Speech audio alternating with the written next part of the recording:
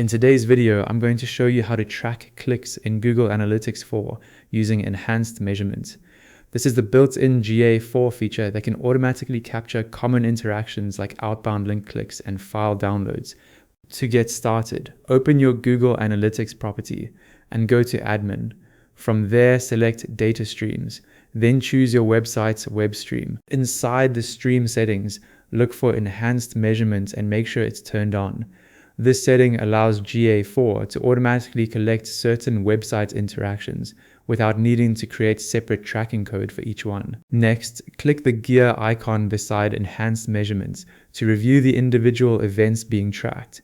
Make sure outbound clicks is enabled, so GA4 can record when someone clicks a link that takes them away from your website. Also enable file downloads if you want to track clicks on downloadable files, such as PDFs, documents, or other resources. Quick side note, for more practical Google Analytics tutorials, subscribe to Ecom Control. Once both options are enabled, GA4 will begin collecting these click events automatically as visitors interact with your site. And that's it. You've successfully set up click tracking for outbound links and file downloads in Google Analytics 4.